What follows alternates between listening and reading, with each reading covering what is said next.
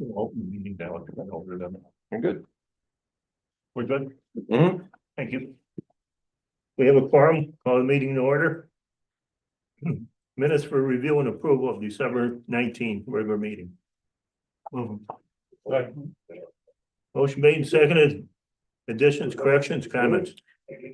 Under the present where it shows that it's present, it has my name there, but I wasn't. Little delay. Yeah. Get that, Trace?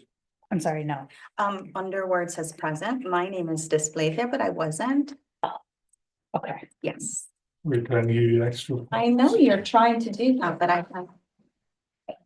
Any other comments, corrections? Well, that be noted. All in favor? Aye. Aye. Any opposed? Carried. Can I abstain, please? I wasn't here at the meeting. Sure. I'd say no, if we didn't have a decent quorum, no. Bills, communications, We have most of, like, pretty much the normal stuff. Your NICEAG bill, your director services, MRB services, your technology. We did receive a Menard Oil gas lease payment for something like $23. The town of Aurelius taxes came in, which totaled $1,080.39. And then there's a Zoom subscription invoice. And I think, did you do the hotel, the EDC hotel? So there's That came in also, after. yeah, after the packets went out, there was an invoice that came in from New York State EDC for registration for an upcoming, for Michael to attend an upcoming conference. Thank you, conference. It's in Albany, February 11th and 12th. It's actually a really great conference. I've been going for years, and I'll be there. Mhm. So we'll hang out. And so that was $295 in addition to what you see on the agenda. motion to approve the bills, Hello. Second. discussion on bills, comments? All in favor? Aye. Any opposed? Carried. Mike, you want to reduce our guest? Sure. Would you like to make an adjustment to the agenda down to new business for presentation for the North Central SBDC? So noted. So let me begin by introducing our guests. We have Bob Griffin and Michelle Barron from the Small Business Development Center. Their region covers part of Cayuga County. As agreed upon the board last month, is we are taking lead at the moment in providing financial support to their organization so they can help support the small businesses throughout Cayuga County. They are here today to provide the board an overview of the services they provide for the dollars we're putting into that. I've had the pleasure of working with both Bob and Michelle for the last couple of years. Michelle's a bit newer, but Bob, I've had the chance to work with a little bit longer. I can speak very confidently to say their assistance for Cayuga County has been tremendous. And I think this is really great that we're continuing this relationship. And I'm sure their presentation will touch on several other points of what they can and have done for our area and the region at large. So I'm going to pause there and cue up your presentation. That would be great. And while you're doing that, I just want to thank the IDA for the support that you all have given us this year. Mike and the rest of the group we've been working with here in the county, I've made them aware that we're kind of dealing with a bit of an interesting issue from a statewide perspective and how they've funded SBDCs. We're one of the few states where the state does not contribute as much as other states do. For example, Michigan, Pennsylvania, Ohio, Florida, for example, all have substantial statewide contributions. We're working with the state right now to hopefully overcome that problem. And so in the interim, we've been asking our community partners, economic development organizations, and whatever across our 8-county territory to provide us some support hopefully only for 2025. That's kind of my goal, is to hopefully it's only for 2025, and that in the upcoming governor's executive budget, we're hoping to see that there's some increased funding from the state to ensure that we can continue to receive the federal dollars that come to benefit the various counties that we serve. So thank you very much for the time and for allowing us a few moments. So Mike, if you want to go ahead and advance, and we'll kind of skip through the agenda, but this is Michelle Barron. Michelle is a business advisor that started with us last January, so she just had her 1-year anniversary and actually just submitted her package for certification. It takes a year to become certified as a small business advisor in New York State, and so it'll sail through with no problem because I'm on the professional development committee and I helped her with her application. So, I'll introduce the rest of the team that we have virtually. We'll show some pictures of those folks. But what we do, for those of you who are not familiar, we provide no-cost confidential advisement services to existing and aspiring entrepreneurs at all stages of the business life cycle, whether they are at the I just have an idea stage, or whether they're going all the way through to selling their business, all the points in between. The way I really like to sum up what we do is we help people make informed decisions and take informed action. We don't tell them they have a crackpot idea. That's not our job. What we do is we provide them the information so that they kind of come to that conclusion on their own that their idea doesn't work. Or, maybe it does work, and we help them refine that idea so that they can make it more viable or more successful or whatever. And we deal with all kinds of industries, all kinds of segments, from mom and pop shops all the way to industrial operations. Go to the next slide, please. Thank you. We are funded in large part through federal dollars from the U.S. Small Business Administration. And those monies are matched both by state and local funds, as well as a contribution from Onondaga Community College, which is where we are hosted. So Onondaga Community College and Jefferson Community College are the two host institutions for our program. We are one of 19 centers in the state of New York, all of which are hosted at institutes of higher education. We are the only one that is co-hosted by 2 community colleges, which is very unique, but we have a great partnership between Jefferson and Onondaga that allows this to take place. We have additional funds, again, from our local economic development partners, counties, cities, including the city of Syracuse, has also provided us funding for 2025 to allow us to accept all of those federal dollars. It's essentially a dollar for dollar match. Anytime we can't match that, we have to give federal money back. And who wants to do that, right? I mean, we want to try to capture as much of that as we possibly can. Next slide, please. We are a huge network in terms of the coverage that we provide all over the state. We have 140 plus business advisors that cover every single industry you can think of. So if you have somebody who wants to get into underwater basket weaving, I probably have a business advisor somewhere in the state that dealt with somebody who tried to start an underwater basket weaving business. I use that as an extreme example, but you kind of get the idea. We have a lot of expertise across the entire state of New York that we can tap into. Plus, we have a lot of other resources. We have a group out of Albany that all they do is research for our clients. We've done research for Mike. We've done research for the city. We've done research for the county. Because as economic development partners, we can assist with research. We have access to a number of databases that we subscribe to through the state, as well as our partnership with SUNY, to be able to access those tools and be able to support not only businesses, but also our economic development partners as well. We also have a government contract specialist out of the Mohawk Valley SBDC that serves the entire state. We work with that person to help us with certifications for MWBE or other specialty certifications that businesses may be looking for in order to do business with the government or with large, complex organizations like, for example, Micron, you might have heard about.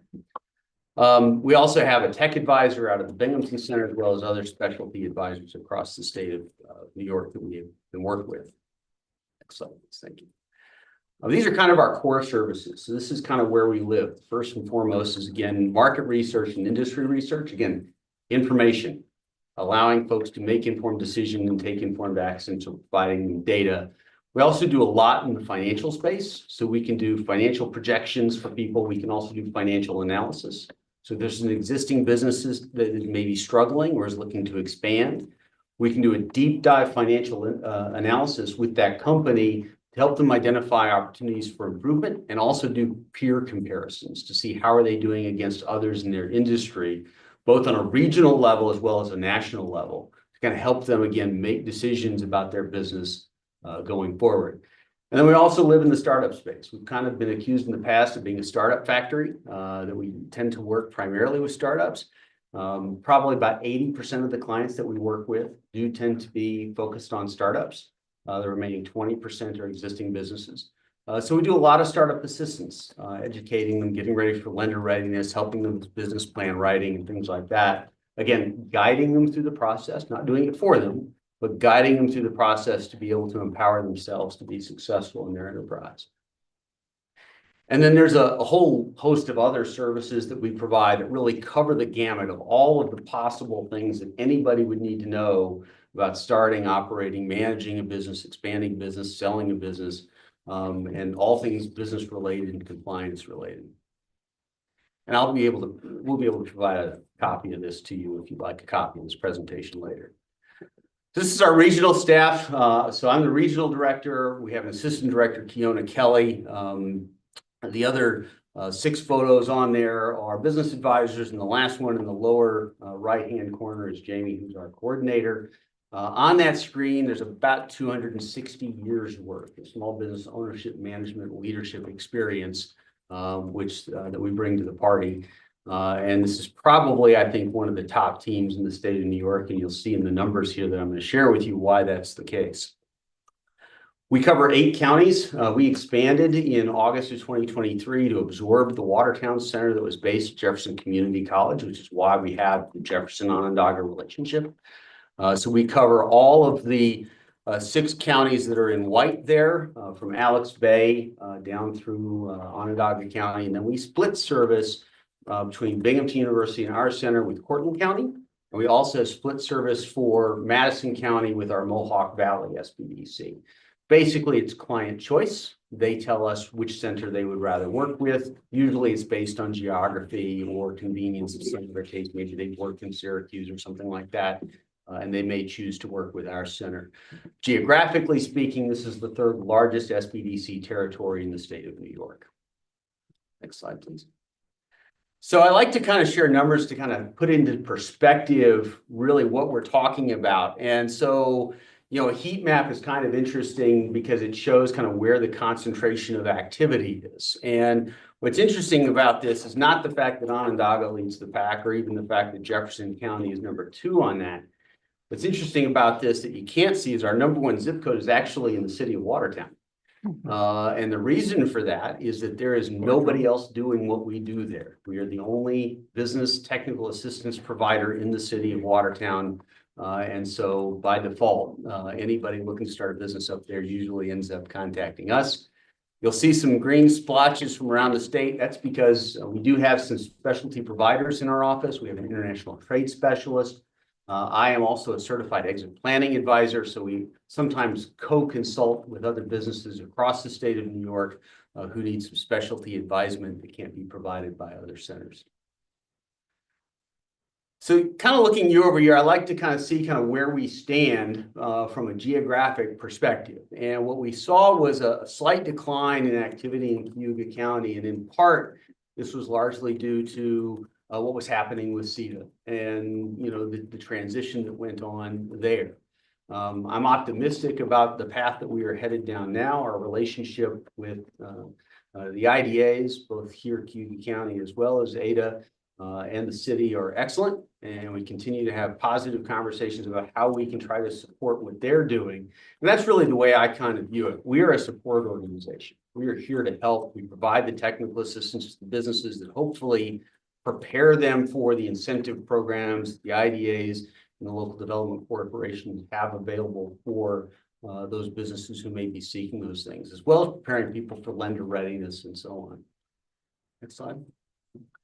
And this is what I'm really proud of. We had a banner year this past year. Our program year per SBA guidelines is October 1 through September 30.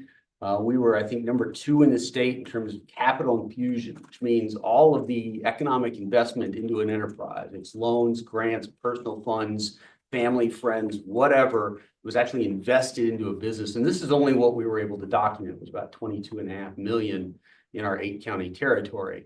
This year, our SBA goals are about 23 million. I actually feel pretty confident that we're going to get there. We're already at about 8.5 million, and we're only 3.5 months into the program year. But what makes me most proud is 1,655 clients served, which was also number 2 in the state of New York. We were a very, very busy center this year. That's 1,650 lives that we changed in some form or fashion, whether we convinced them not to go forward with their project or whether they did move forward with their project. That's what I'm most pleased about, as well as the 104 new business starts, which is also top 3 in the state of New York. So it was a very good year for our program, and we're very excited about the work that we did. As we look at kind of clients served in Cayuga County, it's always been fascinating for me. So when I started here in March of 22, one of the things that I came to realize was we weren't devoting enough time, energy, and attention to the rural counties that we served. And part of my mission since that time has been to change that. And what we've done is we put business advisors in the communities that we serve. We really didn't do that to the extent that we are doing it now. In all 8 of the counties that we work with, we have some kind of satellite office or a fully staffed outreach office. Michelle here works out of 2 State Street right now. We have an office that has been granted to us by the Chamber of Commerce. We're certainly grateful for that support. We're now staffing that a minimum of 3 days a week, for the foreseeable future. And as a result of that, you've actually seen a dramatic change in the number of clients served since 2022. Obviously, with the way things have shifted out as far as the relationship with CCIDA and so on, you expected to see, a change in that, because a lot of what was happening was CCIDA was sending people to us to get them ready for that next step. And that referral pipeline took a hit for a while. I think that has changed now. We're back kind of where we need to be, and I think our client numbers are trending in the right direction. I actually think we're going to come real close to 95 to 100 clients served in Cayuga County for 2025. And if we kind of look at the next slide, really kind of talks about really the hours that we put in. So when things are really pumping in the county, we can easily do 1,200 hours with clients in this county over the course of the various projects that they're working on. And some of them are really intense projects that require a lot of work, where we're putting 40, 60, 80 hours into a client. And sometimes it's very simple. They just need simple questions answered, nothing very complicated. And then maybe we don't see them again for 6 months or a year. But I'm proud of the work that we're doing in the county. I think that we've come a long way from where we were when I started. And we look forward to continue to providing the support to Cayuga County businesses and residents for the long term. So with that, I think that's the last slide. Oh, educational programming. So we do a lot of training programs. Our signature program is our fast track program, which is a 20-hour course, really a business basics intensive course. We'll be offering that twice this year here in Cayuga County. We'll also be offering it over in Waterloo. We also offer it 3 times in Syracuse, and all of the other surrounding counties get it at least once. We have 11 of them already scheduled for 2025, all the way through November. It really is our signature program. And what's cool about that is that other SBDC centers are actually copying that program now. Brockport actually is basically running the exact same program that we are, and they copied it right off of our agenda, which we're pretty excited about. And we're also debuting later this year an online 40-hour certificate in entrepreneurship program that's being developed in conjunction with Onondaga Community College, Jefferson Community College, and private sector partners, to basically be a really intensive basic business course, but it's online, self-paced. There will be a fee for that. However, we will offer scholarships to those in need who may want to go through that program. And that's going to debut, I'm guessing, probably around August, September timeframe of this year. And that is the last slide. So thank you so much, and I'm happy to address any questions you folks might have. So you work with existing businesses? Absolutely, and quite frankly, not How enough do you of get the them. word out? Folks like you, honestly. And it's funny because I had this conversation today. There was a business that announced that they were closing the end of this month. I kind of feel like that was an opportunity missed. Had they known that we could have helped them, I think we might have been able to save that business. I can't guarantee it, obviously, because I don't know the situation specifically, but there's two reasons the business is closed, right? Number one, it's financial. Number two, it's personal. Those are the only two reasons typically that a business will close. If it was financial, I suspect it was, we might have been able to help them. And so we need to spend more time with existing business owners. So any assistance in that area and letting folks know about what we can do to help them would be most appreciated. What kind of literature do you have? Do you have literature regarding, first of all, this fast track program?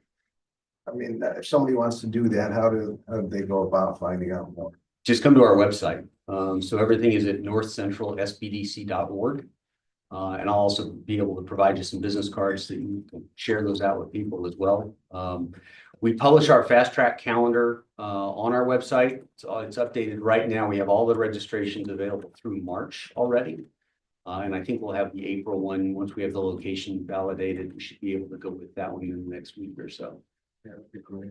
Yeah, it's a great program and the people that go through it get a lot out of it. And it's all hybrid now. Used to be in person or virtual. Now they're all going to be done hybrid. And we did that to expand access to folks who couldn't always make it every month. Oh, that's great. What was your website again? northcentralsbdc.org. That's also where the clients will sign up as well. So usually when they reach out, the first step I will say is if you can go and sign up there, it gives the permissions for us to be able to serve. And again, we're funded by a grant from the federal government and funds from, community partners and onondaga community. We're a free service. We don't charge for the advisement services that we provide. We do charge nominal fees for some of our more engaging training programs, partly because the SBA asks us to or encourages us to. But even then, if somebody has a need, a demonstrated financial need, we do have scholarships available for those as well. Thank you. Thank you. Thank you so much for Hopefully you can having be a us. good partner. Will you? Yeah. Very nice. I also have some handouts for you that just kind of reiterate the information that I've shared. So Thank you.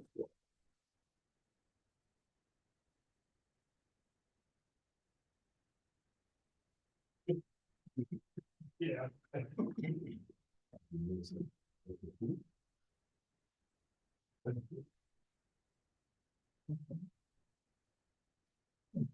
Can you, just off the top of your head, which one would service the Ontario County?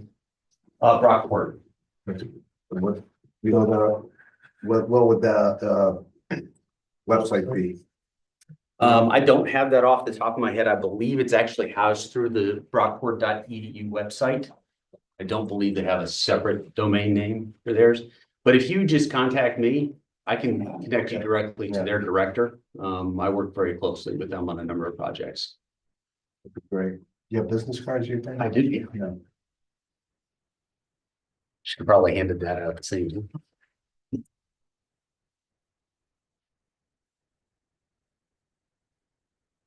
Now, by the way, these are collector's items because they haven't been updated to reflect the new North Central SBDC name.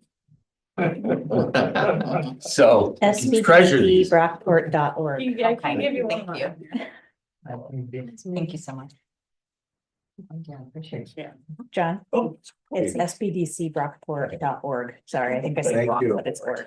Here you go. Let's be Did you want mine too, or are you good to go? yeah, sure.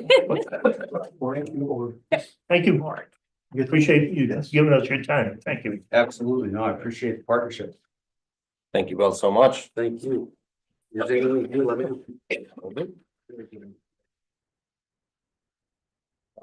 Like to go on the agenda here.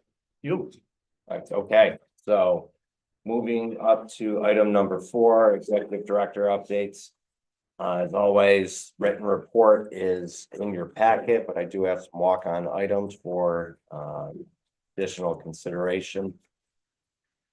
Going through some of our active projects and those within our pipeline, we're still looking to wrap up some of the final terms related to Finger Lakes Rail project. We're hoping over the next week here, we're able to put a pin on that and begin scheduling public hearings over the next month here. Hopefully Justin here has been able to crack through on one of the outstanding items. And I know it's been a bit of a ping pong back and forth, but we're hopefully going to get over that gap here as we've been in discussions with them since June. Justin? Yeah, that's a fair summary. There's a couple of fine sticking points that we're working through hopefully by tomorrow. And a bit of good news, they've agreed to the 5 IDAs requests that pilot revenues go up to 3.5% of their annual freight revenue, as opposed to the historic only 2 3/4. So there'll be more pilot payment. One of the last items to confirm is that there will continue to be an agreement with each IDA for crossings. It's a material term that Skylar Yates and a couple other IDAs require to help clients of theirs if there's a municipal project or an IDA sponsored development project that requires a crossing, that the railway won't seek to prohibit that or take a position against it, but rather help the economic development in each county. So hope to get some update on that tomorrow, and I'll report back to you.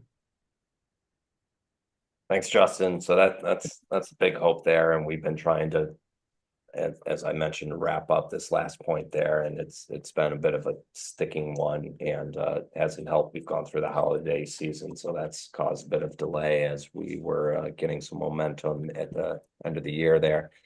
But moving on to some of the other projects in our pipeline, as you know, we did a partial close with Sunny Solar back in November. Justin and I will be in touch with their team tomorrow afternoon to meet with their contractor and go over some of the finer points related to the labor reporting and mitigation payments. Just to ensure they're very clear on that and moving forward to begin construction this year. We do intend to finish out the rest of closing on that project over the next month as well. So that will be prior to March, by the time we have that all wrapped up. Some of the other projects we have in our pipeline, the SBDC is actually working with one of the clients preparing an IDA application, probably expected around the second corner. It's in the hospitality sector there, and that's in the town of Fleming. We have another one over in the town of Aurelius. I was anticipating their application draft to come in this week, but it'll probably be next week. What I can share on that one there is it's a prior client that's come for the IDA in the past. So they're very familiar with the process, and I think that should be a much easier one for us to usher along there. Both projects are in the capital investment range of $5 to $10 million along those lines. As I've mentioned a few times before, the Emily Holland restoration project, we're anticipating that the new owner is also going to be applying for benefits to make that project more financially feasible as well. We all have discussed a number of times the large Conquest Solar project that's anticipated this year. It's a bit of a slowdown at the moment, going from very end of last year and getting into this period as we are. Other projects are somewhat fluid at the moment as we're still navigating a rate environment and a new administration coming in. So I think that's where a lot of project leads are still reading the tea leaves of where they're going to go. But the pipeline itself still remains quite strong. Some other items to mention to you here, we do have the 2024 audit beginning over this next month. I'm sure Tracy and Grace Grissett have already begun doing QuickBook transfers of books and everything else, doing uploads into the data room. I know I have, and I'm sure Tracy and Grace have already had their fraud interviews. I believe the meat of the audit will be done at the beginning of February. As we know, we have to have everything done for Paris and state reporting by the end of March. But I believe we'll be in a very good position with that. Tracy and team have done a huge amount of reconciliation work over the last year, so this should be a very clean process for us going through that here. A couple of other quick updates. As you know, we do have a new chair of the ledge effective this year. I will be sitting down to introduce myself and provide a direct overview of the IDA, what we do, the projects we've done, some of the projects we're engaging with now. So the chair is aware of that. And with that, go ahead. Want to invite him to a meeting? Yes, that is going to be one of the takeaways is to extend an invitation that Mr. Anna will join us at one of our upcoming meetings if his schedule allows.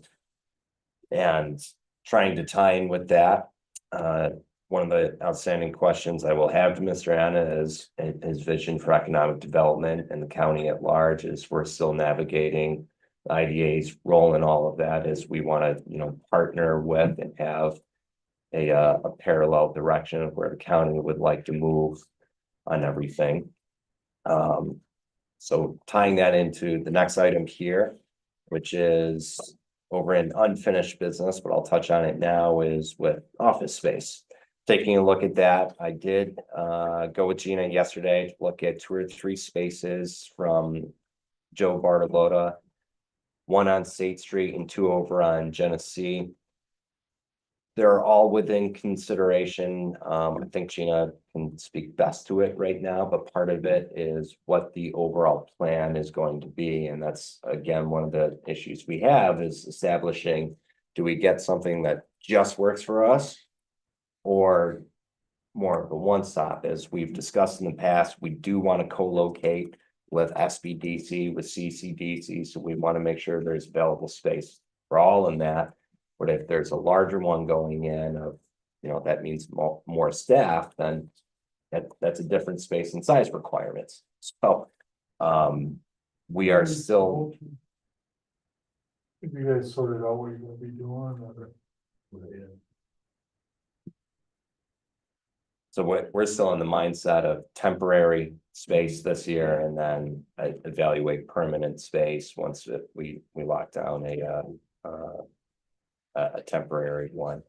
The space Gina and I were going to look at today, we're pushing that off until next week, is to evaluate the former Key Bank along the corner of Genesee and State Street there. So it's the Genesee atrium. They're redeveloping that whole building right there. So last time I was in there, they looked like they had, pretty good space potentially on the 2nd floor. So we'll see how that turns out. Parking. Sort of situation we Yep. had with CCIDA at the time. Yep. Oh, yeah. Yep. So it's still one of our requirements. We want long term is we want parking on Yeah. site. Joey had some parking on that, on his. He did. So On he had one spot. for all spots. He Okay. showed us now. So we'll see how everything looks there, and everybody does want a longer term tenant. So it Of makes course.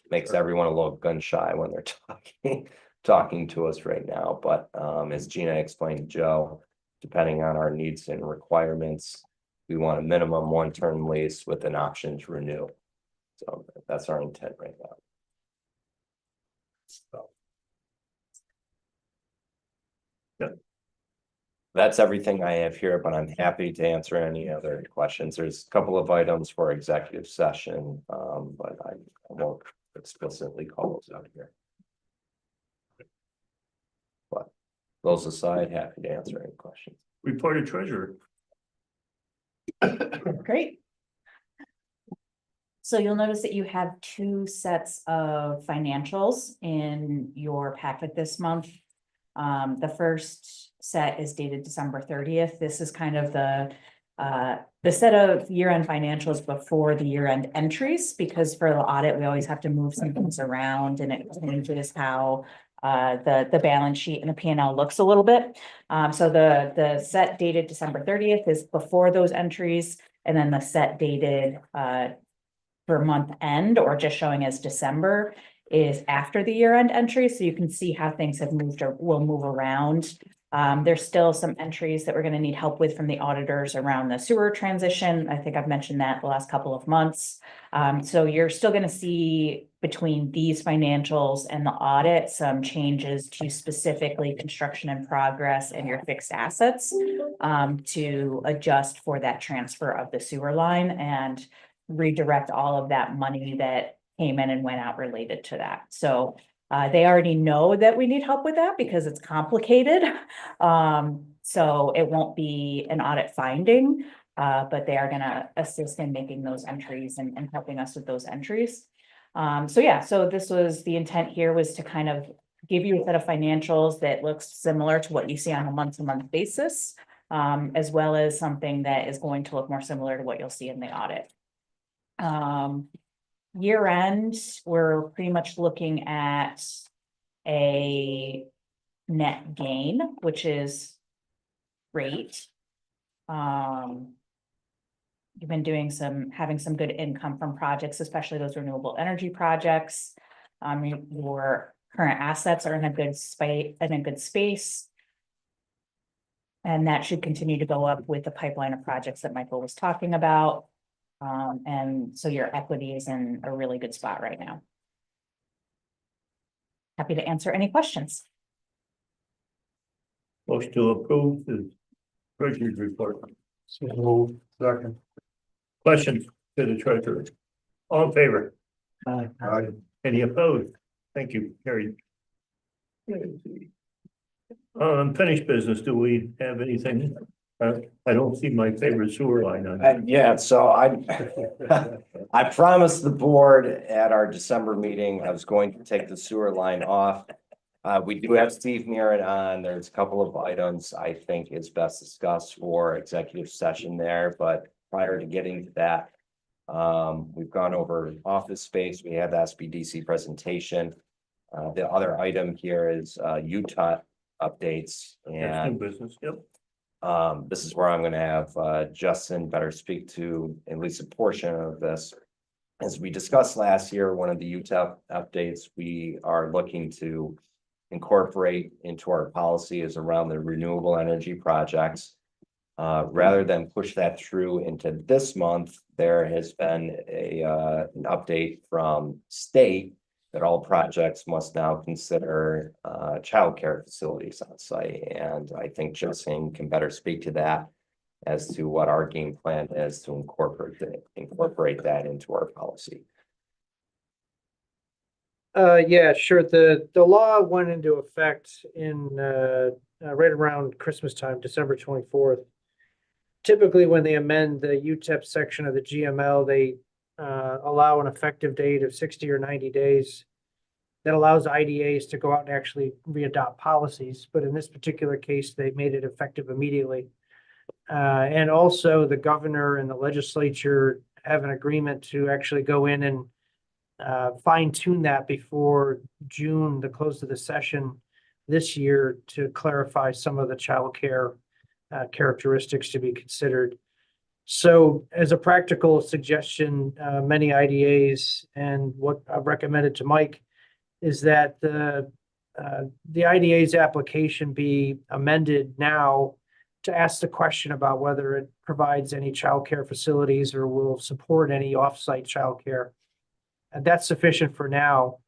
And then we would look to update the UTEP possibly June, July, August, over the summer, once the statute is actually stabilized and the amendment firmed up.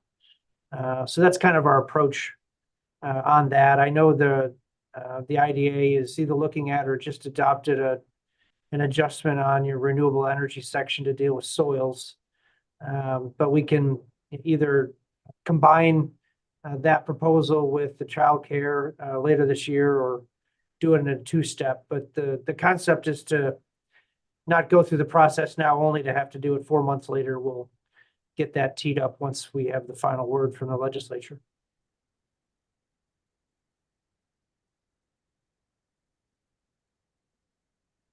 Any questions on that there?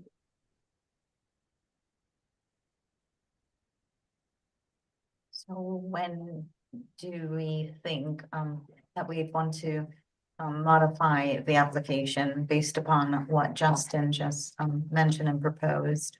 I mean, So we can do, I think doing it sooner, you know, we'll have Get a it done. more robust update later this year as it's Right. clarified at the state. And then right now, we're just gonna have a soft layer. I think inserted. that's a great idea, because a lot of, with my work, I do review mandates, a state, 14 states sometimes with my job. And so I know how that goes, you know, they put the notification out and they're like, hey, we expect you to be compliant by then, Mhm, but then they come around and, you know, mhm. you don't want to be caught flat-footed, because then the expectation is the cutover for compliance is set. So knowing that we have the heads up on this, then I think it would be to our advantage to at least Mhm. ensure that we are giving people the heads up about this, you know, Mhm. so. I like it, soft approach, yeah. What does everybody think? Yeah. No, I think it's important. Motion to go in executive session for contract negotiation, I guess. So moved. I'm sorry. Yeah, no, I was gonna say, do we need to do anything with what was just proposed, though, from a? That Yeah. was just an update on Just this an end, update, okay. and over the next month or so here, we'll bring it before the board for review and sign off. Very good, just need to be sure, thank you. Here, second, Second.